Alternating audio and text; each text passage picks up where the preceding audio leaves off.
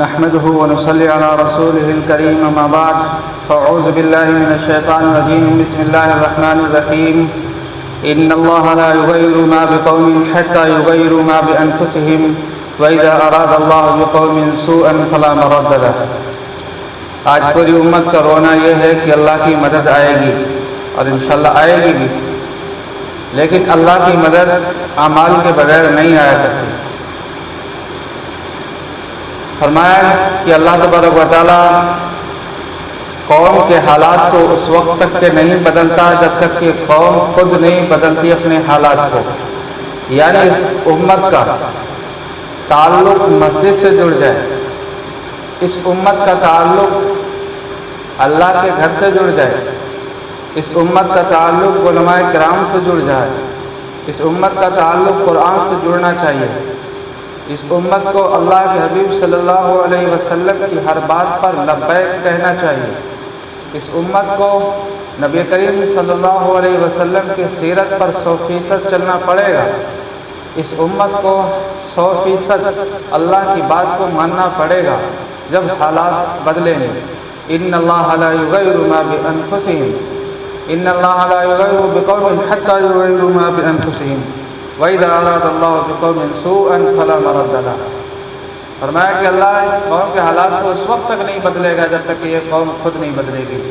اس قوم کے اندر نماز کا ضائع کرنا، جس قوم کے اندر حج، جس قوم کے اندر روزہ زکوٰۃ کی کوئی پرواہ نہ ہو، جس قوم کے اندر قرآن کی تلاوت کی پرواہ نہ ہو، جس قوم کے اندر لوگوں کے حقوق کی حق طلبی کی جا رہی ہو، آپس میں نفرت، بغض، حسد اور کینہ سب بھرا پڑا ہو، تو پھر اللہ تبارک و تعالیٰ اس قوم کے حالات کو بدل نہیں سکتے۔ اللہ کا قانون ہے، اللہ کا قانون ہے۔ جب ہم 100% اعمال کریں گے تو اللہ کی مرضی وہ حالات کو بدلے یا نہ بدلے، لیکن امید ضرور ہوتی ہے کہ اللہ کی نصرت اور فتح ضرور آئے گی۔ ان اللہ لا یغیر ما بقوم حتى یغیروا ما بانفسهم واذا اراد اللہ بقوم سوءا فلا مرد له۔ فرمایا بے شک اللہ کسی قوم کی حالات کو بدلتا نہیں اس وقت تک کہ جب تک کہ یہ قوم خود نہیں بدل جاتی۔ اس لیے ہمیں بدلنا پڑے گا، ہمیں چینج ہونا پڑے گا، ہمیں کلمہ لا الہ الا اللہ کو ماننا پڑے گا۔ ماننا اور کلمے کے تحت چلنا دونوں میں زمین آسمان کا فرق ہے۔ میں نے مان لیا کہ میں اللہ کا ماننے والا ہوں، اللہ کی ایک مانتا ہوں، اللہ کو ایک مانتا ہوں، اللہ کے رسول صلی اللہ علیہ وسلم کو آخری نبی بھی مانتا ہوں۔ صرف ماننا ہی کہ جنت میں جانے کا حقدار نہیں، جنت میں جانے کا ضامن نہیں، بلکہ اللہ کو ماننے کے ساتھ اللہ کی بھی ماننی پڑے گی، اللہ کے رسول صلی اللہ علیہ وسلم کو آخری نبی کے ساتھ اللہ کی نبی علیہ السلام کی بھی ماننا پڑے گی۔ اگر ایسے ہی جنت اتنی آسان ہوتی تو پھر یہ صحابہ اتنی قربانیاں نہ دیتے، پیغمبر علیہ السلام کو اتنی تکلیفیں اور پریشانیاں نہ دی جاتی۔ جب اس قوم کا تعلق غیر سے ہو گیا اور اللہ کا دامن چھوڑ دیا تو اس امت کے دامن میں صرف ذلت آئی، ذلت کے سوا کچھ نہ آیا۔ اللہ تبارک و تعالیٰ فرماتا ہے کہ جب کوئی قوم اللہ کو للکارتی تھی اور اللہ کے پیغمبر کو ان کے ساتھ طعن و تشنی، ان کو چھوٹا جاننا، ان کے ساتھ بدتمیزی کے ساتھ پیش آنا اور پیغمبر کا احترام نہ کرنا، اللہ تبارک و تعالیٰ اس بنیاد پر ان کے اوپر اللہ اپنے عذاب کو لایا کرتا ہے۔ اللہ کے نبی علیہ السلام نے فرمایا کہ یہ امت ستاروں کے مانند ہوگی، یعنی ستارے جتنے ہیں جن کو گنا نہیں جا سکتا، اس امت کے افراد بھی اتنے زیادہ ہوں گے، لیکن ایمان کے اعتبار سے چند لوگ موجود ہوں گے، چند لوگ موجود ہوں گے۔ آپ اسلامک تاریخ پڑھیے، اس میں یہ پتہ چلتا ہے کہ آج سے 100 یا 150 سال پہلے نماز کا چھوڑنا مسلمان سوچ بھی نہیں سکتا تھا کہ کلمہ لا الہ الا اللہ کا پڑھنے والا وہ جھوٹ بھی بول سکتا ہے، کلمہ لا الہ الا اللہ کا پڑھنے والا وہ حسد، کینہ، بغض یہ سب کر سکتا ہے۔ نماز جتنے فیصد پہلے لوگ پڑھتے تھے اس سے میں سمجھتا ہوں کہ اس کے مقابلے میں ہمارا کوئی فیصد بھی نہیں ہے۔ آج ہندوستان میں چند افراد نماز پڑھتے ہیں۔ ایک محلے میں اگر 200 افراد رہتے ہیں بالغ، تو مسجد میں جانے والے صرف 10، 15، 20، 50 سے زیادہ نہیں ہوتے، تو کتنا پرسنٹ رہ گیا؟ تو جب ہم اللہ کے سامنے ہم نے اپنے سر کو نہیں جھکایا، اللہ کا عذاب آ گیا اور ہم کہتے ہیں اللہ حالات بدلے گا، حالات بدلے گا۔ حالات کہاں سے بدلے گا؟ جب ہماری زبان سے جھوٹ عام ہے، جب ہمارے دلوں کے اندر کینہ، بغض، حسد سب بھرا پڑا ہے۔ اللہ کے حبیب صلی اللہ علیہ وسلم نے فرمایا کہ جس کا کھانا، جس کا پینا، جس کا لباس حرام کا ہو، اللہ اس کی توبہ کو رد فرما دیتے ہیں۔ یعنی توبہ اللہ اس وقت قبول کرے گا جب وہ بندہ حرام کو چھوڑ دے گا۔ حرام کو چھوڑنا ہی کافی نہیں ہوگا، بلکہ نبی اکرم صلی اللہ علیہ وسلم نے فرمایا جو اس نے حرام کمایا ہے وہ لوگوں میں تقسیم کرنا پڑے گا، جس کا لیا ہے اس کا دینا پڑے گا، جس کا حق مارا ہے اس کو واپس کرنا پڑے گا، جس کا دل دکھایا ہے اس سے معافی مانگنی پڑے گی، جس کی غیبت کی ہے اس سے معافی مانگنی پڑے گی، جو جھوٹ بولا ہے جھوٹ بولنے پہ جو سامنے والے کا دل دکھایا ہے وہ معافی مانگنی پڑے گی، جو ہم نے عہد شکنی کی وعدے کو توڑا ہے اور اس نے مجھ پہ بھروسہ کیا، ہم نے اس کا دل توڑا ہے، اسے معافی مانگنی پڑے گی، ہم نے دل کے اندر جو نفرت اس کے خلاف بھری ہے اس بندے سے معافی مانگنی پڑے گی۔ جب اللہ تعالیٰ اس توبہ کو قبول فرمائے گا، جب ہمارے دل کے اندر، ہمارے اس جسم کے اندر اگر رائی کے دانے کے برابر بھی جان بوجھ کر جو حرام کمایا ہے اس کا جو لتھڑا جو بنتا ہے، پھر وہ اعمال میں کھڑا نہیں کرتا، پھر وہ انہی چیزوں پہ کھڑا کرتا ہے، تو غیروں کے سامنے جھکائے گا، زبان سے جھوٹ عام ہوگا، حسد، کینہ، بغض، آپس میں لڑائیاں، نفرتیں عام ہو جایا کرتی ہیں۔ بنیادی وجہ ہمارے بگڑنے کی، ہمارے حالات کی بنیادی وجہ یہ ہے کہ ہمارے دلوں کے اندر ایک تو اللہ اس کے رسول صلی اللہ علیہ وسلم کی محبت نکل گئی۔ محبت، جس بندے کو کسی سے محبت ہو تو وہ اس کے نقش قدم پر چلتا ہے۔ ہمیں اللہ کے رسول صلی اللہ علیہ وسلم سے محبت ہے تو ہم نے داڑھی رکھی ہے، ہم نے ٹوپی پہنی ہے، ہمیں اللہ کے حبیب صلی اللہ علیہ وسلم اور اللہ تبارک و تعالیٰ سے اگر قرآن سے پیار ہے تو ہم قرآن کی تلاوت کریں گے، قرآن کے احکام پہ چلیں گے۔ پیار اس کا نام نہیں ہے، محبت اس کا نام نہیں ہے کہ ہم نے اللہ کو مان لیا، اللہ کے حبیب صلی اللہ علیہ وسلم کو مان لیا، کرنا کچھ نہیں ہے، زبان سے وہی جھوٹ بغض سب بھرا پڑا ہے، جس کو دیکھ کر کے شیطان بھی شرما جائے وہ اعمال ہم سے صادر ہو رہے ہیں۔ ناپ تول میں کمی وہ ہے۔ اللہ تعالیٰ شعیب علیہ السلام کا ذکر قرآن کے اندر فرماتا ہے کہ وَلَا تَنْقُصُوا الْمِكْيَالَ وَالْمِيزَانَ إِنِّي أَرَاكُمْ بِخَيْرٍ وَإِنِّي أَخَافُ عَلَيْكُمْ عَذَابَ يَوْمٍ مُحِيطٍ۔ فرمایا میری قوم ناپ تول میں کمی نہ کرو، زمین کے اندر فساد نہ کرو اور آپس میں جھگڑا نہ کرو جس سے معاشرہ تباہ ہو جائے، اور گناہوں کو چھوڑ دو۔ تو قوم نے کہا قالوا یا شعیب وصلاتک تأمرک ان نترک ما یعبد آباؤنا او ان نفعل فی اموالنا ما نشاء۔ کہا اے شعیب اگر تم باز نہیں آؤ گے، تمہارے پاس خاندان نہیں، تمہارے پاس پیسہ نہیں، تمہارے پاس گھر نہیں، اور چلے سمجھانے مجھ کو روزانہ آ جاتے ہو، ہم تمہارے سر پر اتنے پتھر ماریں گے کہ سر پھوٹ جائے گا یا سر کو کچل دیں گے۔ یہ پیغمبر علیہ السلام کو برابر کہا جاتا تھا۔ حضرت نوح علیہ السلام نے 950 سال تک اللہ کا پیغام پہنچایا ہے۔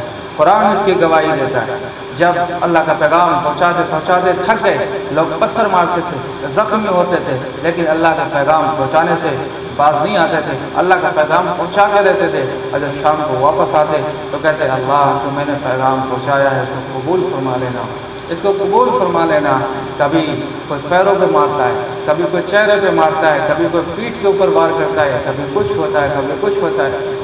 قوم کو کیا کہہ رہے ہیں؟ حضرت نوح علیہ السلام قال یا قوم انی لکم نذیر مبین ان اعبدوا اللہ، اے میری قوم تم صرف ایک اللہ کی بندگی کرو، واتقون، اور تم صرف مجھے سے ڈرو۔ یہ کہنے کی باری کیوں ہے؟ کیونکہ ان کی قوم کے اندر اس سے پہلے جو بزرگ تھے وہ 5 کے نام تھے جن کو انہوں نے بعد میں پہلے تو ان کی شکل بنائی، پھر پتھر کا بنا دیا، پھر ایک مجسمہ تیار کر دیا، لوگ ان کے سامنے جھکنے لگے۔ یہ بت پرستی یہاں سے شروع ہوئی حضرت نوح علیہ السلام سے۔ تو 5 نام تھے، لات، عزا، یہ جو سورہ نوح کے اندر آخر دوسرے رکوع میں ان کے نام آئے ہیں۔ فرمایا اے میری قوم، اللہ سے معافی مانگو ورنہ موت آنے والی ہے، اور جب موت آئے گی تو تمہیں ڈھیل نہیں دی جائے گی۔ فرمایا یغفر لکم من ذنوبکم ویؤخرکم الی اجل مسمی ان اجل اللہ اذا جاء لا یؤخر لو کنتم تعلمون۔ اگر تم جانتے ہو تو فوراً اللہ سے توبہ کرو، لیکن انہیں اللہ کے حبیب اور حضرت نوح علیہ السلام ہر قوم نے اپنے پیغمبر کو جھٹلایا ہے۔ تو نوح علیہ السلام اللہ سے گلہ اور شکوہ کرنے لگے۔ قال رب انی دعوت قومی لیلا ونہارا فلم یزدہم دعائی الا فرارا۔ اے میرے پالنہارا، میرے پروردگار، میں نے اپنی قوم کو دن میں سمجھایا، رات کو سمجھایا، بھیڑ میں سمجھایا، تنہائی میں سمجھایا، خلوت میں سمجھایا، لیکن قوم نے نہیں مانا۔ اس کا پھر کیا ہوا کہ اللہ تبارک و تعالیٰ کا عذاب آیا، اور ایسا عذاب آیا کہ سارے پانی میں ڈوب گئے۔ وہ طوفان نوح کے نام سے جو واقعہ ہے، سارے ڈوب گئے، ایک بھی کافر اس روئے زمین پر نہیں تھا، ایک بھی۔ ثم استغفروا ربکم انہ کان غفارا۔ مطلب نوح علیہ السلام جو تھے، قوم کو پکڑ پکڑ کر کے لاتے تھے، ان کو سناتے تھے، وہ کانوں میں انگلیاں ڈال لیتے تھے، اصابعہم فی آذانہم، اپنے کانوں میں انگلیاں ڈالتے، لیکن بات کو نہیں سنتے تھے کہ کہیں ان کی بات میں سمجھ نہ آ جائے اور ہم اپنے آبا و اجداد کے دین کو چھوڑ دیں۔ تو ہمیں اپنا محاسبہ نفس کا کرنا پڑے گا کہ ہمارے ذمہ حج تھا، ہم نے حج کیوں نہیں کیا، انشاءاللہ کریں گے۔ روزہ ہمارے ذمہ کتنے ہیں، انشاءاللہ ہم کی قضا کریں گے۔ نمازیں ہم نے آج تک نہیں پڑھی، انشاءاللہ ہم ان نمازوں کو قضا کریں گے، اور آئندہ انشاءاللہ کوئی نماز نہیں چھوڑیں گے۔ ہم نے کسی کا دل دکھایا، اس سے معافی مانگیں گے۔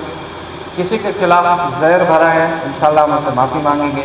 ہماری کسی سے لڑائی ہے یا آپس میں بول چال نہیں ہے، انشاءاللہ ہم اس میں صلح کریں گے۔ آپس میں انتشار ہے، انشاءاللہ ہم اس میں بیٹھ کر کے لوگوں سے مشورہ کر کے اور آپس میں صلح کریں گے انشاءاللہ۔ یہی قرآن میں اللہ تبارک و تعالیٰ فرماتا ہے انما المؤمنون اخوة فاصلحوا بین اخویکم واتقوا اللہ لعلکم ترحمون۔ فرمایا گناہ 2 قسم کے ہیں، گناہ 2 قسم کے ہیں، گناہ صغیرہ، گناہ کبیرہ۔ مثال سے گناہ صغیرہ ان گناہوں کو کہا جاتا ہے، مثال کے طور پہ میں نے کھانا شروع کیا اور بسم اللہ نہیں پڑھا، یہ ہم نے گناہ صغیرہ کیا۔ جھوٹ بولا، چغل خوری کی، نماز کو ضائع کیا، یہ گناہ کبیرہ ہے۔ ایک کا تعلق حقوق اللہ سے ہے، دوسرے کا تعلق حقوق العباد سے ہے۔ ہم نے وضو کیا، نماز کے لیے چلے، ہر قدم پر اللہ ایک نیکی دیتا ہے اور ایک گناہ کو معاف کرتا ہے، اس سے مراد گناہ صغیرہ ہوتے ہیں۔ یعنی کہ ہم نے واش روم جانے کی دعا نہیں پڑھی، یا اس طرح سے سوئے تب دعا نہیں پڑھی، تو یہ گناہ صغیرہ کہلاتے ہیں، گناہ صغیرہ کہلاتے ہیں خلاف سنت۔ ہم نے اللہ کے حبیب صلی اللہ علیہ وسلم کی سنت کو ادا نہیں کیا۔ ایک وہ گناہ ہے جن کا تعلق حقوق العباد سے، اور حقوق العباد سے تو میری فہرست بھری پڑی ہے۔ یتیم کا مال کھانا، کسی کا حق جو ہے، اور کہیں دکان کسی کی شاپ ہو، کرایہ پتہ کیا، 20 پہ اس کی دکان ہے، ہم نے 25 لگا دیا، جا کے اس کا دل دکھایا، اس کا کاروبار کو اجاڑ دیا۔ یہ سب وہ گناہ ہے جو بہت بڑے گناہ ہیں، جو اس بندے سے ہی معافی دنیا میں زندگی کے اندر مانگنی پڑے گی جب اللہ معاف کرے گا، ورنہ اللہ معاف نہیں کرے گا۔ ہمارے آپس میں لڑائیاں ہیں، خاندان میں، رشتہ داریوں میں، اور چھوٹی چھوٹی باتوں کو لے کر کے اگر ان سے ہم صلح نہیں کریں، یقیناً ہم جنت کی خوشبو بھی حاصل نہیں کر سکتے۔ یہ چھوٹے گناہ نہیں، بہت بڑے گناہ ہیں۔ اللہ کے حبیب صلی اللہ علیہ وسلم کو امین اور صادق کہا جاتا تھا، یعنی وہ اپنی انا کے خاطر تو کفار یا آپ کا خاندان اسلام کو قبول نہیں کیا، لیکن وہ آپ کو امین اور صادق ضرور کہتے تھے۔ امین اور صادق، یہ اگر 2 صفات اس امت کے اندر آ جائیں تو اللہ کی نصرت آنے میں، اللہ کی مدد آنے میں کوئی تاخیر اور کوئی دیر نہیں ہوگی۔ یعنی ہم ہر ایک کے حق کو ادا کرنے والے بن جائیں، اس کو کہتے ہیں امین، اور ہماری زبان سے ہمیشہ سچ نکلے، اس کو کہتے ہیں صادق۔ تو اللہ کے وسلم کی صفات میں سے 2 صفات امین اور صادق، اگر ان 2 باتوں پر امت عمل کر لے تو پھر انشاءاللہ اللہ کی مدد ضرور رہے گی۔ ہمارا تعلق مسجد سے ہونا چاہیے ہر حال میں، یعنی ہم کہیں بھی ہوں، چاہے اپنے گھر میں رہ رہے ہوں یا کہیں بھی، ہمارے نماز پڑھنے کا جو بھی ہمارا مساجد دور ہے یا ہم جا نہیں سکتے تو پھر کم از کم ہم فرائض کو ضرور ادا کریں، نماز کو پابندی کے ساتھ ادا کریں، قرآن کی تلاوت ضرور کریں۔ ہماری سفارش کرنے والے صرف ہمارے نیک اعمال ہوں گے، اس کے علاوہ کوئی ہمارا سفارشی نہ ہوگا، یہ یاد رکھیں۔ ہماری توبہ قبول نہیں ہوتی اور پھر ہمارا نماز پڑھنے میں دل نہیں لگتا، ہمارا قرآن پڑھنے میں دل نہیں لگتا، تلاوت میں دل نہیں لگتا، کوئی نیک بات کریں، کسی کی بات سنیں، دین کی بات سنیں، ہمارا من ہی نہیں کرتا کہ ہم اس طرف ہو جائیں۔ تو اس کی بنیادی وجہ ہے کہ ہم اپنے حرام کاموں سے توبہ کریں، اور اس میں سب سے پہلا نمبر ہے حرام مال سے، حرام پیسے سے توبہ کریں گے۔ کسی نے FD کرا رکھی، کسی نے کچھ کرا رکھا، نماز بھی پابندی کے ساتھ پڑھ رہے ہیں لیکن بس سرسری نماز چل رہی ہے تو اس میں دل نہیں کرتا، اس میں دل بے چین ہمیشہ رہتا ہے۔ تو اگر FD ہے یا بیمہ وغیرہ یہ سب پالیسی لے رکھی ہے، ان کو ختم کریں، یا کہیں سے جھوٹ بول کے ہم نے روپے کمائے ہیں یا تو ہم ان کو واپس کر دیں، جہاں تک ممکن ہو اس کو واپس کریں، ہر حال میں واپس کرنا پڑے گا، اگر ہمارا وہاں تک پہنچنا ممکن ہے تو واپس کرنا ضروری ہے۔ اگر وہ بندہ موجود نہیں ہے تو پھر اس رقم کو لوگوں پہ، مسکینوں پہ، فقراء پہ خرچ کرنا ضروری ہے، یعنی اس پیسے کا ہم یوز اپنے اوپر، اپنی فیملی پر نہیں کر سکتے، یہ بہت مشکل کام ہے۔ اگر یہ کر لیا تو انشاءاللہ اس امت کے حالات کو بدلنے میں دیر نہیں لگے گی۔ اللہ تعالی ہم سب کو عمل کی توفیق عطا فرمائے۔